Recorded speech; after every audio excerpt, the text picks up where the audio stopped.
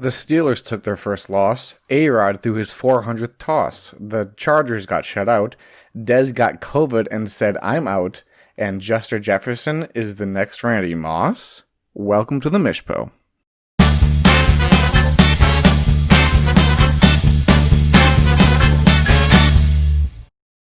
Alright, welcome to the Week 14 edition of the Mishpo. I hope you guys enjoyed it last week, and we're in for another exciting episode this week, so I hope you're ready. But as of course, always, we've got to kick each episode off with a beer, so we got a High Life this time. Oh, yeah. But, yeah, pretty, that Washington-Pittsburgh game was pretty interesting. In this one league that I'm in where you just pick the winners of each matchup, I almost picked Washington, but I'm like, the Steelers are, 12-0, 11-0. They're probably not going to lose, but, they did, so that happens sometimes, obviously. It's very hard to go undefeated in the NFL, but, yeah, so we'll see how those guys can finish off the end of the year. The Ravens looked a little bit better this week, but I think that division is going to be a tough one. Everyone's talking about the NFC West with the Cardinals, Rams, 49ers, and Seahawks, but that AFC North is pretty good. Obviously not the Bengals, but in a couple of years those guys could be pretty good once they get Joe Burrow a bit acclimated to the NFL, and those receivers can take some strides, and Joe Mixon can get back healthy. And man, that division's, I think, going to be good for a while. Obviously, Ben's a bit older, but I'm sure they're going to get a good replacement for him. When he's going to have to retire eventually. But those guys got some young stud receivers. Because Deontay, what is he, second year? I don't remember. Let's check real quick. But obviously Chase Claypool, he's a rookie this year, so Deontay's only 24 with 1 year experience. So yeah, this is his second year in the NFL. So man, those guys, gosh, and their defense is real solid too. They got T.J. Watt, obviously a Wisconsin guy, so I'm a fan of T.J. But that team is going to be good for a little bit, I think. Yeah, so I'm gonna flip this can real quick. Obviously, like I said, you guys can't see it, but you guys will probably be able to hear it. Oh, I never called anybody, but it doesn't matter. It didn't land. I would have, I probably would have called, T-Coin's usually my default. I call Lincoln a fair amount. I've called Adam a couple times, but we'll just say, obviously, like I said, didn't land, so it doesn't really matter, but we'll just say that flip was for Derek, just because he had a good win this week, though. We'll get to that, obviously, in a little bit, but before we get to the game recaps, we've got a little bit of business to go over. So as you guys all know, we are entering the first week of the playoffs for this league.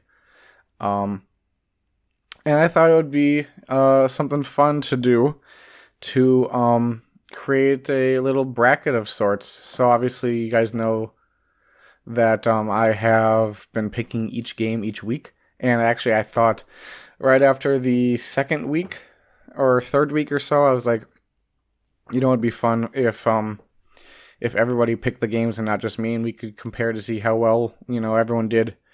But I didn't think about that week one, and so I felt, doing it week two would be kind of, I don't know. I guess I didn't really, it's neither here nor there, but it didn't happen this year. I'd like to try to do it next year, I think, but to sort of not really make up, because you guys didn't really know about that. You knew I would pick the games, but I think it'd be interesting if this year we did a playoff bracket. So I've created a bracket in the form of a Google Sheets. It's really just a giant spreadsheet. Obviously you can you'll see when I'll share the the spreadsheet with you all, and I think it's pretty easy to operate. It's got two different brackets, one for Sacco and one for the actual the Bork Championship. So we can do brackets for each. But I've already filled mine out. I'll reveal. I'll reveal in a little bit who I have selected as who I think is going to win the Bork and who I think is going to win Sacco. But it's pretty easy to follow. It's labeled. Everyone's got a different tab they can just click into, and fill in the names of who they think is going to win. Obviously, we'll have points. I'm debating on to have how many points awarded per round. Obviously, I think round 1 we're going to award 1 point per correct pick. As it's a 50-50 shot basically. But obviously round 2, the winner could potentially be someone from round 1, and some people might not pick that person, so it could be a bit more interesting. So, yeah, I think what we'll do is I'll just have 1 point for round 1, 2 points for round 2, and if you pick the champion correctly, you'll get 3 points. So, or in, I guess for the Sacco bracket, if you pick who the Sacco is, you'll get 3 points as well. So I think it'll be a bit of a fun thing to do. I hope you guys all participate in it, but obviously you don't have to, but I think it'll be pretty fun. So, like I said, I'll share that spreadsheet with you. By the time you're hearing this, you're probably, unless you are listening to this on Wednesday evening, which is when I'm recording, you won't know about it. You won't have access to it because I'll share it when I share the rest of this stuff on Thursday morning. So, enough with that. We will dive into the game recaps. And we're first going to start off with, obviously, my matchup where I faced off against T-Corn. I thought that T-Corn was going to win this one pretty handedly, to be honest. His team is, I think, quite better than mine. Obviously, you can tell by the records going in. I was 4-8, and he was 7-5. So, quite a bit better. And, he's got some pretty solid players on his team. However, it doesn't always go out that way. We'll just start with T-Corn's team. Justin Herbert, not super great. Finally, the shoe dropped on him, as some would say. 6.36 points only.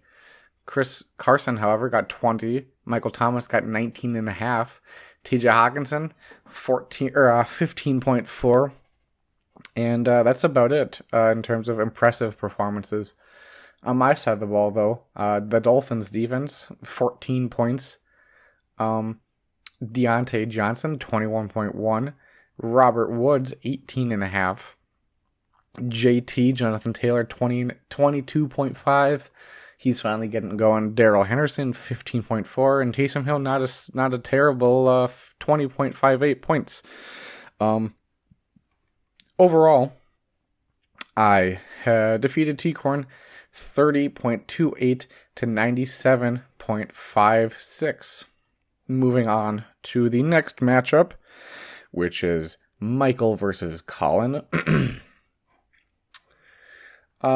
Starting off, this one was significantly closer than the me and T-Corn's matchup, but I don't believe it was the closest match. It was not the closest matchup on the week. We had a quite a fair bit closer matchup.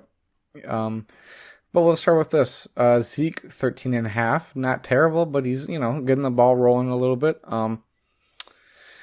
Cole Beasley's got 28 points on this past week. He's been playing really well lately. Currently, he's sitting at the wide receiver 19 in PPR, which is, pretty good, I'd say, for him.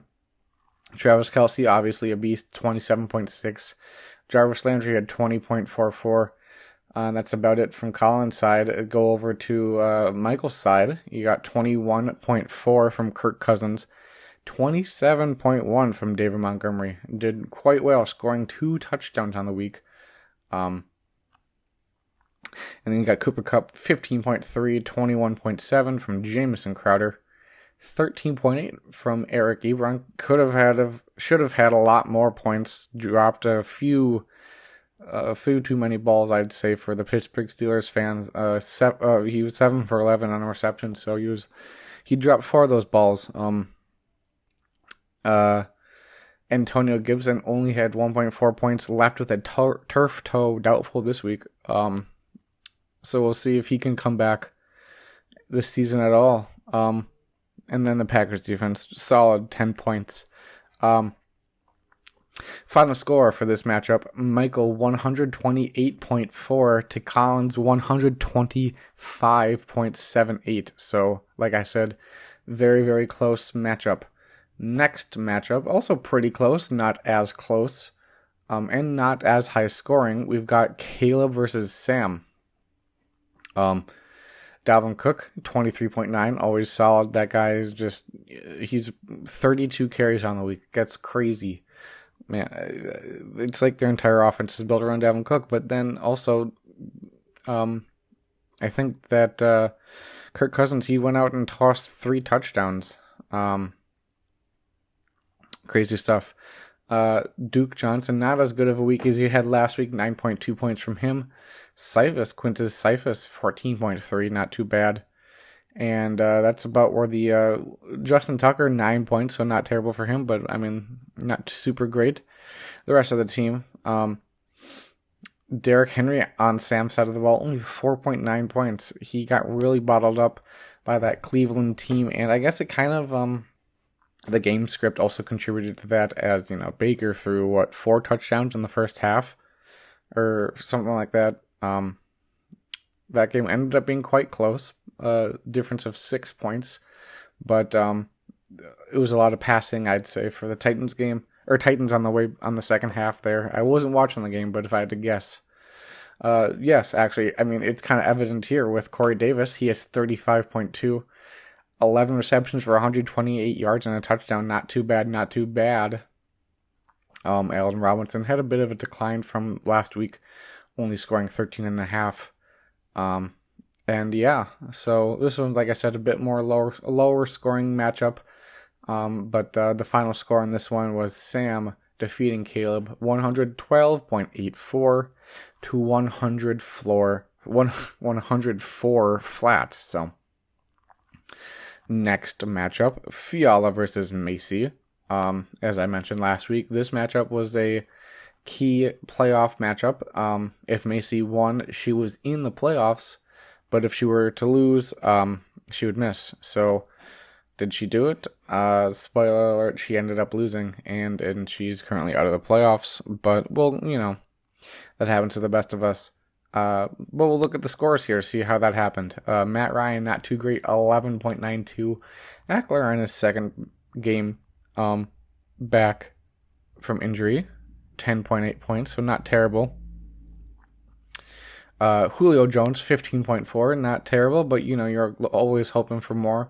Richard Rodgers, after having that nice performance last week, scoring 14.3, most of which came on that 49-yard Hail Mary goose egg this week, so not that great from him. Stephon Diggs, however, 19.2 points. He's been playing real well this season. He's the number 5 receiver in PPR on the season.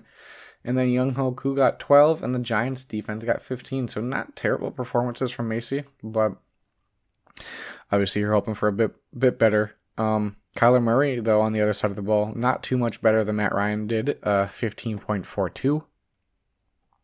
Then you got Wayne Gallman, who got 13.5. D-Hop got 19.2. Ridley got 15.8. Ferkser got 10.1. And this Harrison Butker, man, oh man, he got 17 points. 2 field goals from 20 to 29. 2 field goals from 30 to 39. 1 from 40 to 49, and an extra point. 5 field goals will definitely get you a lot of points. And that man could have been the difference maker. Final score of this matchup, Fiala winning 110.72 to 98.32, which brings us on to another somewhat relevant matchup in terms of playoff implications. we've got State Farm versus Brian. This one was easily the highest scoring matchup of the week. Both teams scoring above 140 points, and no other team straight up scored over that. So you got the two highest scoring matchups, teams in this matchup, which is going to suck a bit for the loser, as they would have beaten literally anyone else. But, good thing this matchup didn't quite mean too much. Obviously, both teams are making the playoffs. It was just a matter of who would be that second seed. And we had some pretty good performances in this matchup, as we will get to in a second. It's been a second. So, Brian, he had Aaron Rodgers score 22.5, Nick Chubb 17.6. A bit unfortunate for Brian, and as well as myself in a different league. Clyde was active for this matchup. However, he played 0 snaps. Andy Reid would later say that he was there for more of an emergency type running back, saying that he wasn't going to put him in the game unless it was absolutely necessary, which obviously it wasn't, because he didn't see any field time, getting a 0. Moving on to Justin Jefferson, as I mentioned a little bit at the top of the show. 27.3. This guy has been crazy good, and to think that he was a waiver wire pickup for Brian. He is the number 7 wide receiver on the season, PPR, and overall number 26th out of all players, all positions for PPR. This guy, he's going to be going places. Like I said earlier, there's a lot of good rookies in this draft. Another rookie, Darnell Mooney, he not too great. Only scored 8.3 points. Bit of a decline from his last week's 8.4. But then Darren Waller, my gosh, Darren Waller, 45 points. This guy, 13 receptions on 17 targets, 200 yards and 2 touchdowns. Man.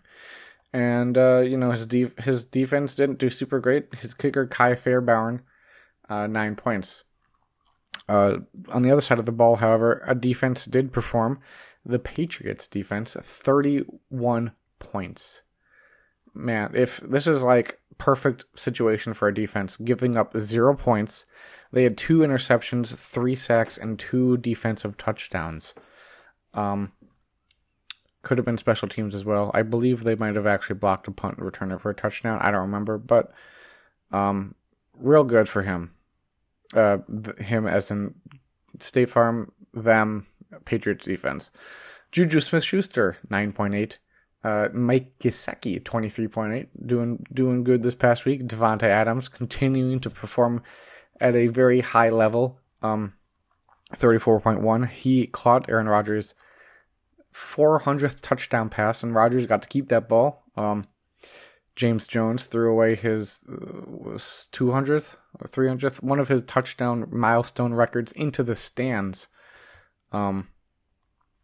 So he got to keep that one. Brandon Cooks, 11.5, so not too great, not too shabby from him. James Robinson, 22.8, and then Ryan Tannehill, 28.56. Final score of this matchup: State Farm winning 166.56 to 140.7, making State Farm the beer boy for the week for scoring the most points. I believe this is his, at least second, probably maybe even third beer. So, good for State Farm. Moving on to the next and the closest matchup, and I would argue the most surprising matchup of the week, maybe even the season. Bruce versus Derek. One is the number 1 seed in the playoffs, and the other is last place. So obviously the winner is going to be Bruce, right? Well, let's dive into this. Phillip Rivers, 19.2, not too bad. 13.1 from Myles Gaskin, 13.8 from Kenyon Drake, 25 from T.Y. Hilton decided to show up this week. We'll see if he can do it again.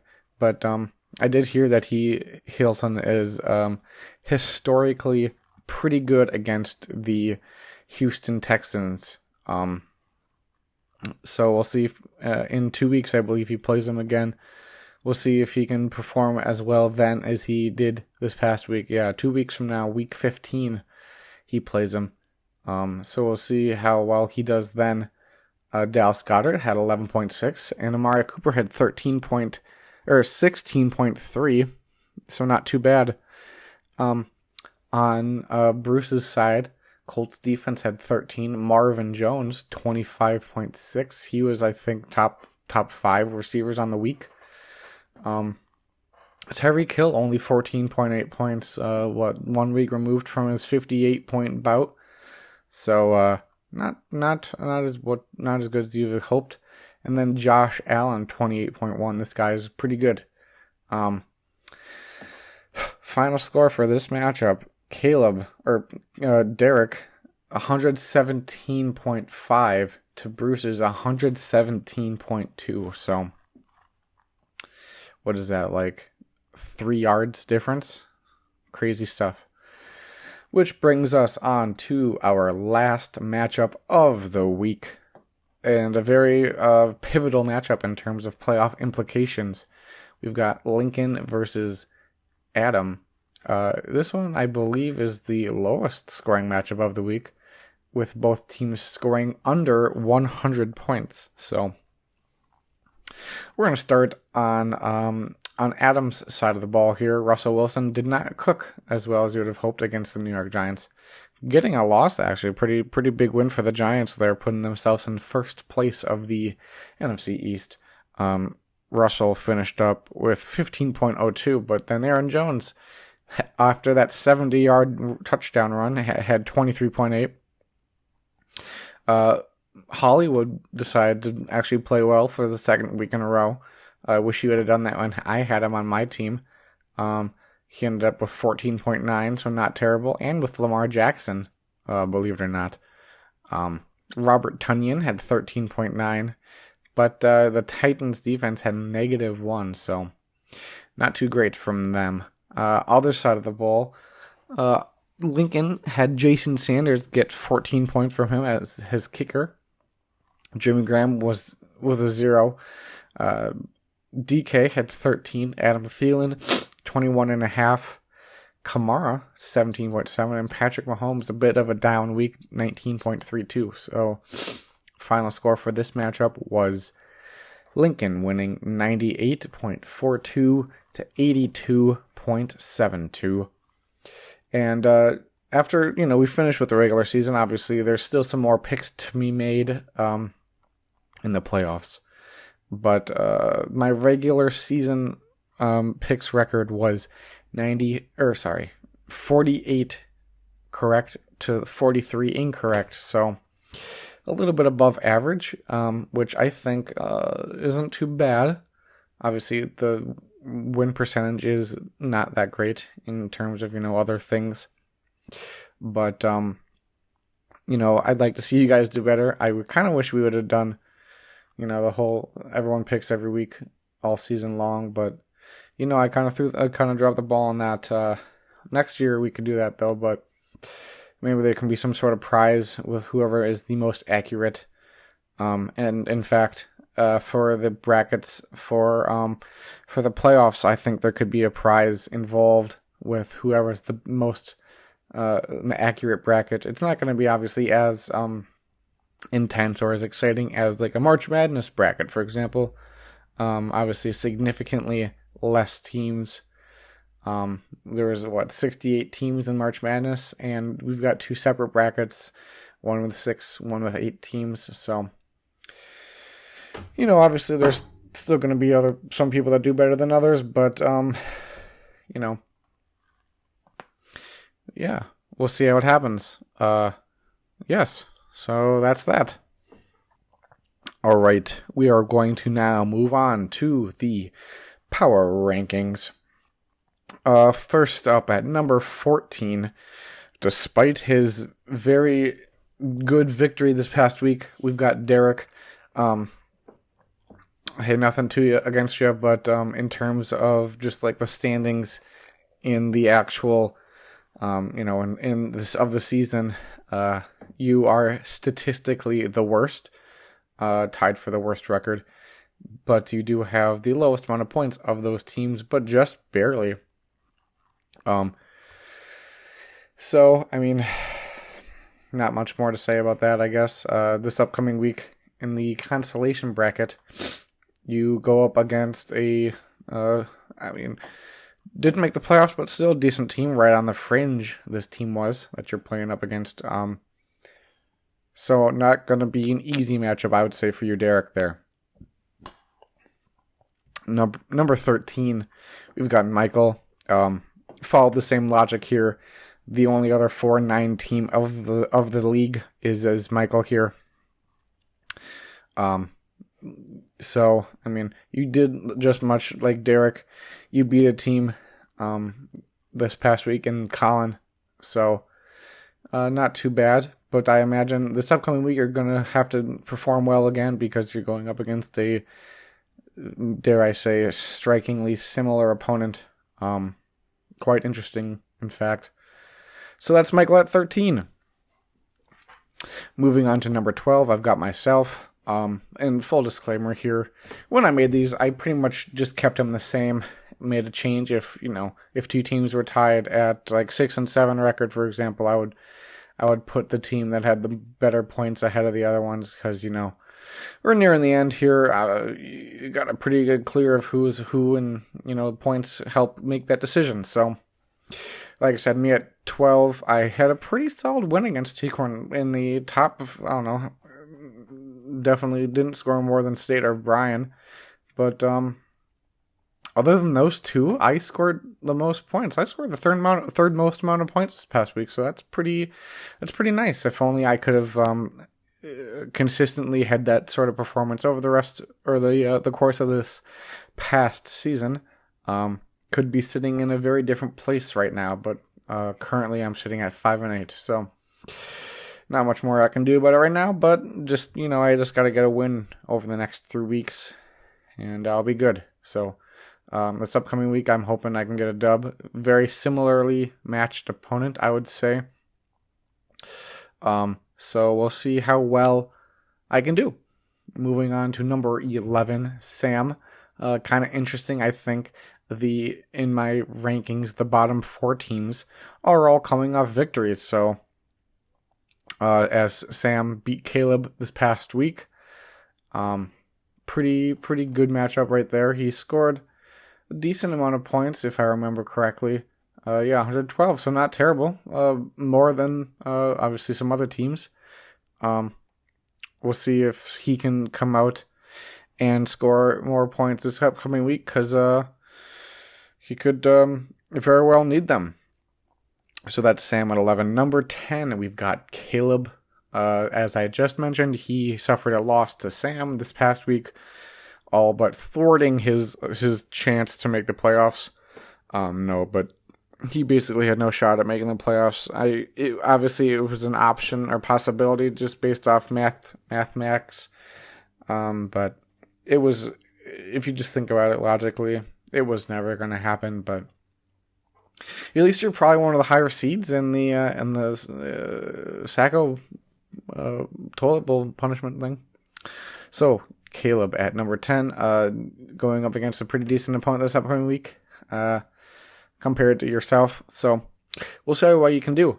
Moving on to number 9, we've got Adam. You lost a close matchup. This one actually did affect the playoffs, though.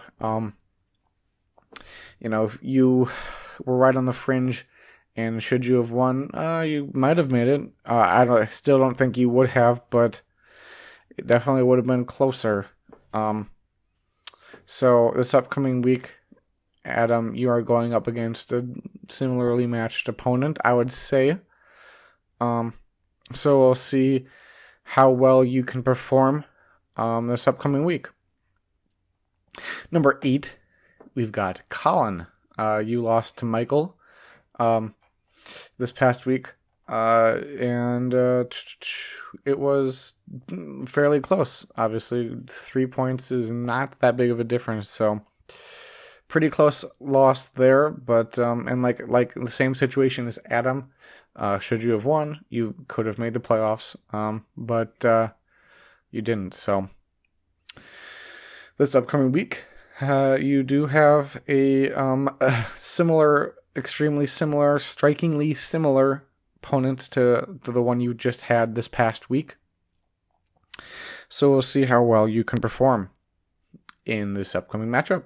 Moving on to number 7.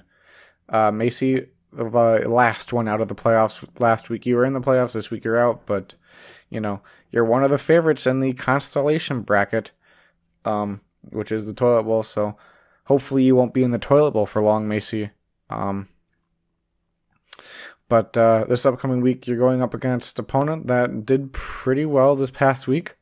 This opponent that you're facing did better than you, so we'll see if you can come out and get a dub and, do well. Maybe you can be like Fiala last year where he missed the playoffs, but once he got into the playoffs, he just went off. So we'll see if you can do the same. Moving us on to number 6, Lincoln. You came away with a victory last week, vaulting you into the playoffs. Pretty good performance from you, I'd say, against Adam. You got a lot of work ahead of you. Got some playoff matchups to take on. And you're definitely going to need every point you can get. So we'll see how well you can perform in this week 1 of the playoffs matchup. Moving us on to number 5, Fiala. Much like Lincoln, he the dub and got into the playoffs. So this upcoming week, you face a pretty solid opponent, obviously a playoff caliber opponent. So we'll see how well you can perform in this upcoming matchup. Not much more to say there, I would say. Moving us on to number 4, the team I beat last week. So pretty cool, T-Corn. You lost last week, but you're still able to make it into the playoffs because you did well enough throughout the rest of the season. So good on you for that. But this upcoming week, you do face a pretty tough opponent. Obviously, these opponents are all going to be pretty tough for these upcoming players and whatnot, but I would say this one's particularly tough, obviously. So we'll see how well you can perform and see if you can bounce back and get yourself a victory. Moving us on to number 3, Brian. You lost that number 2 seed battle last week to State Farm. But like I said, still in the playoffs. Obviously, you would have had a bye this past week, but not the end of the world. You just got to win. So it's the name of the game. Playoffs, baby. Go win or go home. So that's Brian at number 3. Number 2, we've got State Farm, putting up the highest amount of points on the season. Once again, beating Brian, getting that number 2 seed, and you don't have a matchup this upcoming week because you're on a bye. So enjoy it. Let your players rest up. And we'll see how you can do the following week. Which brings us on to number 1, Bruce. Despite the loss you had last week, you still have the best record of anybody. And just like State Farm, you are on a bye. So, like I said, rest your players up. Let them have a bit of an off week, but make sure they're back in time for round 2. So that'll just about do it for the power rankings for week 14. Alrighty, now let us move on to the matchup previews. First up, start with my matchup, as I always do. It's not favoritism. It actually is, but, it's just the first one that shows up for me when I look at the league matchups. So I just go with it, and I just go down from there. So if you guys are wondering on how I pick the order of when to cover the matchups, that's just how I do it. That whichever one shows up first for me in the on Sleeper for the matchups, I just go with that order. So me versus Sam. Obviously, this is a constellation playoff bracket, but it's like, I'm gonna stop saying constellation. It's not constellation. That's a different thing. You win, you keep going. For this one, it's toilet bowl. So you lose, you keep going. So you're gonna want to. Obviously, you always want to win, but now more than ever, I would say it's in the playoffs. So for both sides of the league, it's now more than ever that you want to win. So For myself, first key player is Daryl Henderson. This past week, he was able to bounce back from his 2 previous weeks of not doing super well, scoring 2.9 and 1.9. But this past week, he came with 15.4. Obviously, that was vaulted by a touchdown. Not super great other than that, but, we'll see if he can keep it going this upcoming week. He has a tough opponent against the New England Patriots. Pretty solid defense there. But, see if he can keep it going. So that's moving us on to number 2. Key player for myself, Deontay Johnson. Kind of a similar story to Daryl. He did very well last week, but he's kind of known for doing well. Number 25 wide receiver on the season in PPR. 21.1 last week against a tough Washington defense. And it's a bit easier this week. He's got Buffalo, whose defense is not that great. They do have Tre'Davious White, but he could be, I guess, on Deontay. It's, I guess, really up to them who they think the number 1 receiver for the team is. But, I'll definitely have one Steelers receiver not covered by Tre'Davious White, as I have stock in 2. So that is Deontay Johnson. We'll see how well he can do this week. Moving us on to key players for Sam. First up, we've got Derrick Henry. 4.9 points this past week. Not too great. As I mentioned, though, it could have been part of the game script that caused his usage to not be as much as it usually is, with the Browns getting ahead quick and early, forcing them to pass the ball quite a bit. So we'll see. He's got Jacksonville this upcoming week, so we'll see if he can bounce back and perform better for you this week. But if he doesn't, you still got Corey Davis, who is your second key player for this week. As I mentioned earlier, he did extremely well last week, 35.2 points, which I don't know where that ranks for the week, but it could very well be number 1. So I think it is number 1 if I had to guess. Obviously, he is also playing Jacksonville, who is not a very good team. So I don't imagine he's not going to do bad. I think he'll do good. Obviously, in terms of receivers, he's number 2, I would say, behind A.J. Brown. But obviously, he still gets targets. Had, 12 targets last week, 13 or 11 receptions. Could you imagine? 12 targets, 13 receptions. I guess that's possible. Like, if the ball was targeted to A.J. Brown, it was tipped off his hands because, he's been not catching a lot of balls recently. I've been watching his games. I see him drop 75-yard touchdowns. Anyway, that's neither here nor there, but yeah, let's say a ball is thrown to A.J. Brown, tipped off his hands. Corey Davis catches it. He wasn't the target, but he caught the ball. I wonder if that's ever happened for a stat, for there to be more receptions than targets. I bet you that's a thing. Anyway, I digress. My winner for this matchup, I've got myself. I've been playing well lately, and I believe in myself. So we'll see how well I can do. Moving us on to Michael versus Colin. This is actually really funny. As I was writing up this docket today, I was, when I do the power rankings, I always put who they played the past week and if they won or lost, and then who they played the upcoming week, kind of to guide my comments and whatnot. And, it's always different teams. Like, for me, I beat T-Corn and I play Sam. But for Colin and Michael, it was, it's kind of funny. I had Michael beat Colin, plays Colin. And obviously, for Colin, it was lost to Michael, plays Michael. I don't think I've ever had... obviously, that's happened before. But, kind of funny when it happens because it doesn't happen that often. Anyway, Kirk Cousins. This past couple weeks, he's been doing real well, scoring above 20 points in the last 3 weeks. And however, this upcoming week, he goes against the Tampa Bay Buccaneers, who's coming off a bye, and their defense is pretty good. So we'll see how well Kirk can do against them. Which brings us on to Michael's second key player, DeAndre Swift, who is... We talk about all the receivers coming out of this past draft that were very good. I guess are very good, but they had some pretty solid running backs as well, obviously. I mean, some of them been a bit disappointing, but like JT and Clyde.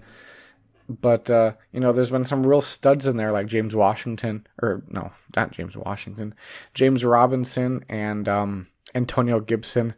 And DeAndre Swift is another one of those rookies who's been quite impressive. 23 ranked running back on the year in PPR and standard, in fact. But he has missed the last 3 weeks. So, I mean, could you imagine if he'd been playing these last 3 weeks where he'd rank? But, injuries happen. For Michael's sake, we'll hope that he plays because he's going up against the Packers. And as we all know, the Packers defense is not that great in terms of stopping the run. So we'll see if, he can play. And if he does, if he can perform much like a lot of teams do as they face the Packers. Moving us on to Colin's key players, a running back. First up is Ezekiel Elliott. This past week, he was able to put up a solid number against a solid defense, and 13.5 against Baltimore. In this upcoming week, he's got Cincinnati, whose defense is, I would say, a bit worse than Baltimore's. Seems to be getting his rhythm back. He is a bit injured right now. He currently is questionable with a calf injury, was a limited participant on Wednesday. So that's definitely something to watch for him. So we'll see if Zeke will play and if he can perform well for you. Bringing us on to Colin's second key player, another questionable player with an ankle injury is A.J. Brown. 2 weeks ago and 3 weeks ago in Baltimore, 16.2, pretty good. The week after that, week of 25.8. But this past week, he only had 8.7. As I mentioned, he did leave with injury. I don't know. I didn't watch the game. But he's currently questionable, as I mentioned, with a knee injury. He did not practice Wednesday. So we'll see if he can come back and play for you. He's going up against Jacksonville, who I've already mentioned is a not good defense. Not good team overall. Potentially landing spot for... what's his face? Trevor Lawrence, who has a very uncanny resemblance to my brother Alex, which is kind of funny if you compare them side by side. But that is not, super important right now. But I'm gonna get to pick a winner between these two for the second week in a row, and I picked Michael last week. It worked pretty well. That was my upset pick, and so I'm gonna pick Michael again this week as my upset pick. So.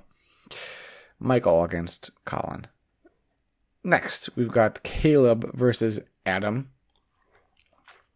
We're going to start out with Caleb here. Duke Johnson, one of the players that helped you get the win against me 2 weeks ago. Had that pretty nice catch there for the touchdown. Ended up scoring 17 points that week. But last week against Indy, he only had 19.2, and he's going up against another tough defense in Chicago this week. So we'll see how well Duke can perform, and if David will play. Currently, he doesn't seem to be listed on an injury report at all. So we'll see how well Duke can play. Bringing us on to another player that is questionable to play, Chris Godwin. He did not practice on Wednesday due to his lingering finger injury. Obviously had the bye last week, but the 3 weeks prior had above 15 points in all of them, and he's going up against Minnesota, whose pass defense is not that great. So we'll see if Chris Godwin can play and be effective for fantasy. Bringing us on to Adam's key players. First up, Russell Wilson. Has not been that great the last 4 weeks or so. Not cracking 20 points, and 2 times not even cracking 15. Just got over 15 this past week against the Giants. 15.02 to be specific. But this week he's going up against the lesser of the New York teams. The Jets, I guess technically there's 3 New York teams because you got Buffalo, but those guys are obviously the best. But, when you say New York, you always think of the Jets and the Giants, even though I believe they play in New Jersey, which is kind of interesting. But, Russell Wilson's going up against the Jets. Obviously, bad defense, but, you run the risk of getting ahead early and running the ball a lot following that. So that might not be super great for Russ. Their offense isn't terrible. Almost beat the Raiders a couple weeks ago. But I think the Seahawks are a better team than the Raiders. So could be some limitations there in terms of production. So moving us on to Adam's second key player, someone who I mentioned earlier, Marquise Hollywood Brown. Last couple weeks, he's done pretty well, scoring 18.5 and 14.9. Both of them, he's had a touchdown in. And he's got Cleveland this upcoming week, who's pretty good offensively, but defensively not so much. So we'll see how well Marquise can do. We'll see if he can keep this rolling. Definitely didn't do this well when I had him. He had a couple weeks there of double digits. But we'll see if you can get some good production this upcoming week out of Marquise Hollywood Brown. So my winner for this matchup, I have got Adam. Moving us on to the next matchup, Macy versus Derek. First up, key players for Derek Macy. We're going to start with Macy. Key players for Macy are Matt Ryan. Last week, he did not that great against New Orleans, 11.92, but he's got the Chargers this upcoming week, who's got goose-egged. And obviously a lot of that was the Patriots defense, because Cam can't do anything really anymore. Is he washed? I don't know. We'll see. But Matt Ryan, I'd say, is a better quarterback than Cam. Definitely has more weapons. So we'll see how well Matt Ryan can do against the Chargers. Bringing us on to another key player for Macy.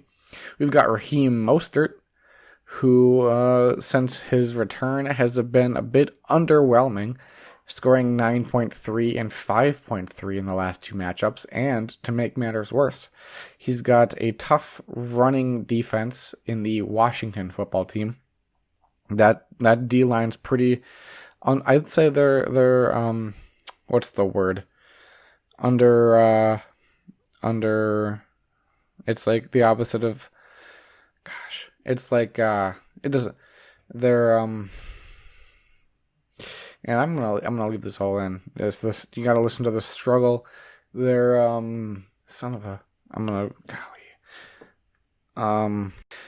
underrated. Full disclosure, I did pause the recording to think for like 3 minutes. Not 3 minutes, it was like 45 seconds. But then I gave up and I Googled it. So, Washington's D-line is a bit underrated. Was that what I said? I can't remember. But yeah, we'll see how well Raheem can do. It was underrated. Man, I'm a mess. Anyways, moving on to Derek's key players. We got Philip P. Rivers, currently listed as questionable with a toe injury. Don't know how you get a toe injury when you just stand there, but he's been doing pretty decent this last 3 weeks or so, scoring right around 20 points in all of them. This upcoming week, he's got Las Vegas, whose defense isn't all that great. They only almost lost to the Jets, so they can't be that good. And right along with that, second key player for Derek is T.Y. Hilton, who delivered a vintage performance, according to Sleeper, scoring 25 points last week. And like I said, goes up against Las Vegas this week. So we'll see how well he can do. My winner for this matchup is Macy. Now we get to move on to the bit more interesting matchups, the playoff matchups. First, we've got Fiala versus Lincoln. Key players for Fiala we've got Kyler Murray, who we wait for this to load. The last couple of weeks, he's not been doing super duper great. He's been a bit banged up with a shoulder injury. So that's obviously something you can put blame on for his underperformance. But his shoulder doesn't affect how you run. But maybe he's a bit more skittish in terms of trying to run here. Don't want to injure that shoulder any further. So obviously that could play a contributing factor. But you're always expecting more out of Kyler. There we are. Just loaded up mostly. Yeah, there we are. So, the last 2 weeks, Kyler week 12, 8.9 points against New England, and last week 15.42 points against the Rams, and he goes up against a deceivingly good, underrated defense this upcoming week in the New York Giants. He is currently listed as the number 1 overall player in terms of, rankings. So it's not like he hasn't been good for fantasy this season, but, the last couple of weeks just has not been showing. Which brings us on to a kind of a duo tandem thing of key players. We've got the Las Vegas running backs. I say that because we got Josh Jacobs and Devonta Booker that you can talk about. Josh Jacobs, obviously, out of the two, is the more talented running back, but he's currently listed as questionable. He's got a bit of an injury bug he's working out right now. And golly, my internet's being a bit slow right now. Yeah, so right now Josh Jacobs has a injury with his ankle. He missed practice on Wednesday. So he's currently listed as questionable, which leads me to also talk about Devonta Booker, who is, I believe, the backup.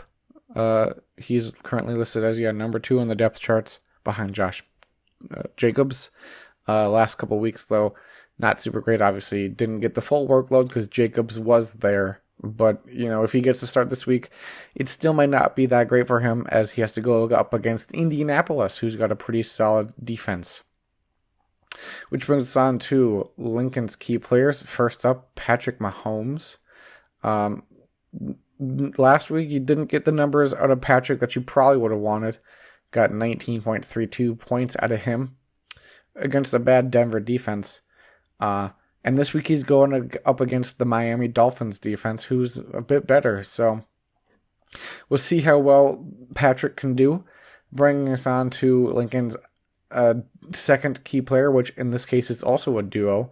Couple running backs from the same team. We got Alvin Kamara, 17.7 last week, so he was able to bounce back up, and then he goes up against Philly this upcoming week, who does have a pretty good front line in terms of their defense. But then you also got Latavius Murray, 1 week removed from that very good performance. Didn't do super great. 3.7 points from him. Obviously, he's going up against the same defense as Kamara, and it seems like Taysom Hill will play again. So we'll see. We'll see how involved both of those guys are in terms of overall use. So for this matchup, I have my winner as Lincoln. Bringing us on to the last matchup of the week, is T-Corn and Brian. For T-Corn, got another duo here of players. But I think, there's no rules here, really. And plus, if there were rules, I make them. But I don't make the rules, remember. So, the Charger boys, as I labeled it, Justin Herbert and Keenan Allen. We're going to start with Justin. 6.36 points last week, as I mentioned. The shoe finally dropped, throwing a pair of interceptions. And completing just about half of his passes, it seems, for just over 200 yards. So not that great for him. And then, obviously, if you don't have a good performance from your quarterback, you're not going to have a super great performance from your receivers. Keenan Allen scored 9.8 points, only catching 5 passes for 48 yards. So, obviously, you just have some bad games sometimes, and this is one of them for the Chargers. But I do expect them to bounce back. They're solid players. Justin Herbert is definitely in the running for Rookie of the Year, but there are a lot of really good rookies this year. So if he doesn't win, obviously it's not a knock to him. It shows you how good the rookies were this year. So, second key player, I guess, for T-Corn is Terry McLaurin, who, after, this season, he's quietly been the 15 receiver in full PPR. But last week it didn't really show. 3.4 points from him, 2 receptions off 6 targets for 14 yards. So obviously not super great from him. You're expecting more, but this upcoming week it's a bit tougher of a matchup. Well, not tougher. Pittsburgh Steelers defense, who he faced, is, I would argue, the best defense in the league. Maybe them or the Saints, or I guess you could throw the Rams in there, but San Francisco is definitely another good defense, and that's the one he's facing this week, so we'll see how well he can do. He was limited in practice today. He does not have an injury tag on him, so I do expect him to fully play in this game, but yeah, that's Terry McLaurin. Moving on to Brian's key players. First up, we've got Clyde Edwards-Helaire. He is listed as questionable, but today he did practice in full, and I say today, I mean Wednesday. So he did practice in full this past week. Obviously goose egg last week because he was a active player, but he didn't play at all, which is frustrating because, if players know that going into the matchup that their guy's not going to play despite being listed as, active, obviously going to pivot to another player, which I'm sure Brian would have done, and I definitely would have done in a different league, but that's neither here nor there. This upcoming week, Clyde, assuming he plays, will face the Dolphins, who's a bit tougher of a defense to face. I haven't watched them too much this year, so I don't know how good their run defense is, but I'd assume it's not half bad. That team is looking a lot better than they did last year, so that's Clyde as Brian's first key player. Second key player for Brian, we've got Darren the Walrus. I messed that up. Darren the Walrus Waller, who I mentioned earlier. This past week, he scored boatloads of points, scoring, 45 points? It's being slow loading again, so I don't have the number right in front of me right now. But if you do a quick little second here, yeah, last week, Darren Waller scored 45 points, but, full disclaimer, that was against the Jets. This week he's got a tougher opponent in the Indianapolis Colts, so I don't expect him to score 45 points again, but I would not be surprised if he had a good week because he's Darren Waller. So those are the key players for Brian, and I have my winner for this matchup as T-Corn, and I have that in as a lock pick. And obviously, Bruce and State Farm are on a bye this week, so that's why they're not being mentioned in this segment. So, as I mentioned at the top of the show, I did have the playoff bracket created, and depending on when you're listening to this, it may or not be available, but, if you're listening to this and it's not available, wait, 12 hours and it should be available. So, obviously, you can see everyone's brackets there, but I'll just give you a little sneak peek into mine. I have selected the winner of the Bork as State Farm, and I have predicted that the Sacco for this season will be Derek. So just a little bit of a sneak peek into the thoughts for this season's playoffs. So I do encourage everyone to create their own bracket, and obviously, like I said, there could be points and prizes involved. So that's maybe a bit more incentive for people that may be on the edge to create a bracket. And, it doesn't take very much time at all. Like, you literally just have to fill out 1, 2, 3, 4, 5, 6, 7, 8, 9, 10, 11 names. 2 brackets, one for the Sacco, one for the playoffs proper. And I think it'll be more fun than anything, bit of a friendly competition. See how well people can do and whatnot. So yeah, I guess that'll just about do it. So with that, thank you and thank you.